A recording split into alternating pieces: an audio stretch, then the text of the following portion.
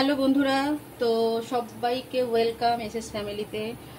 আর চলো, আমি আজকে বলেছিলাম তোমাদেরকে খিচুড়ি দেখাবো রেসিপিটা। তো আমি সবার প্রথমে কড়াই গরম করে নিচ্ছি। এখানে আমি একটু মুগ ডালটা ভেজে নেব। প্রথমে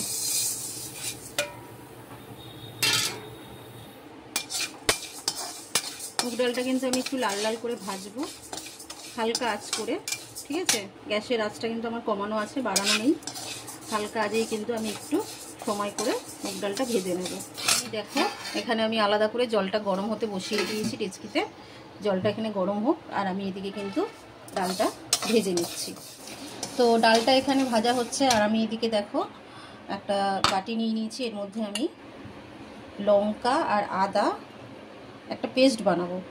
কি কি দিচ্ছি, লঙ্কা দিলাম, আদা দিলাম, আর আমি এখানে দিচ্ছি কিছুটা সাদা জিরে, আর তার সাথে কয়েকটা মৌরি মেশানো আছে।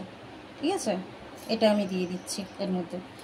আর এখানে আছে একটা টমেটো, এটাকে আমি সবটা মিলিয়ে পেস্ট করে নেব। তো এখানে দেখো, আমি আদা, কাঁচা লঙ্কা, সাদা জিরে আর একটা টমেটো দিয়ে যে পেস্টটা করলাম, তো রেডি করে নিয়েছি। তো দেখো, ডালটা কিন্তু আমি ভাজছি আস্তে আস্তে করে। ঠিক আছে, আর এদিকে আমি এখানে যে জলটা দিয়েছিলাম ওর মধ্যে আমি একটু 1 চামচি হলুদ দিয়ে দিচ্ছি। ঠিক আছে, আমি এখানে একটুখানি কিন্তু গরম জলের মধ্যে হলুদ দিয়ে দিয়েছি। এটার মধ্যে কিন্তু আমি এবার ডালটা ছাড়বো। ডালটা দেখো আমার একটু কিন্তু ভাজা ভাজা হয়ে এসছে, লাল লাল করে। এবার ডালটাকে আমি একটু ধোবো। এবার এটা আমি ভালো করে ধুয়ে নেব। চলো, এটাকে কিন্তু আমি 2-3 বার ভালো করে একটু ধুয়ে নিচ্ছি, তাহলে ডালের যে নোংরাটা আছে ওটা কিন্তু বেরিয়ে যাবে। ঠিক আছে, দেখো ডাল কিন্তু আমি এবার দেবো। জলটা কিন্তু আমার ফুটে গেছে। ঠিক আছে, অল্প 1 চামচি হলুদ দিয়ে দিয়েছিলাম। এবার আমি ডালটা কিন্তু সিদ্ধ হওয়ার জন্য দিয়ে দিচ্ছি। তো ডালটা কিন্তু আমি দেখো দিয়ে দিয়েছি। এবার একটু কিছুক্ষণ এটা সিদ্ধ হওয়ার জন্য আমি ওকে ঢাকা দিয়ে দেবো। তো চলো, এবার আমার একটুখানি ডালটা মোটামুটি অর্ধেক সিদ্ধ হয়ে এসছে। ঠিক আছে, এবার আমি কিন্তু দেখো ডালটা কিন্তু অনেকটাই অর্ধেক ভেঙে গেছে। এবার আমি কিন্তু চালটাকে ধুয়ে রেখেছিলাম, গোবিন্দভোগ চাল দিয়ে দিচ্ছি।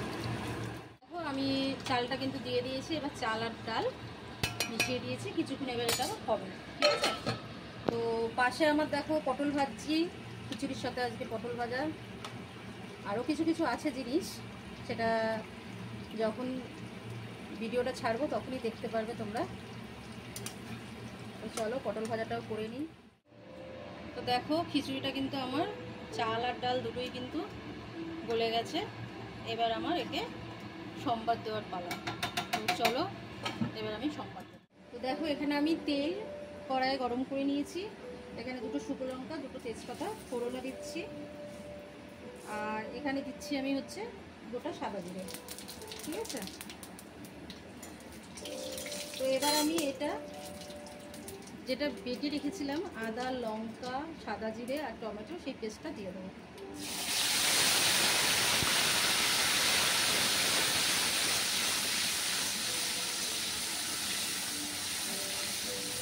আচ্ছা, এর মধ্যে আমি এবার দেব 1 চামচি ধনে গুঁড়ো।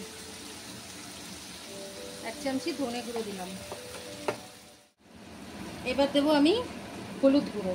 ঠিক আছে, আর দেব নুন।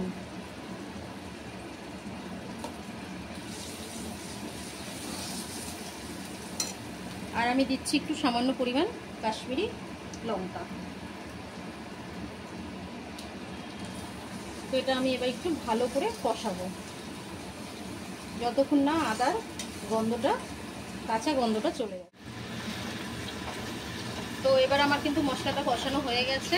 ঠিক আছে, এবার আমি এটা খিচুড়ির মধ্যে দিয়ে দেবো।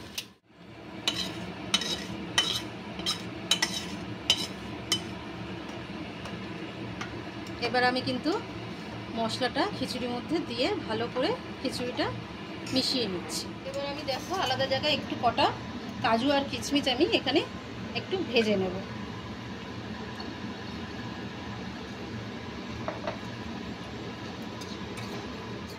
এই কাজু কিশমিশগুলো এখানে একটু দিয়ে দিলাম।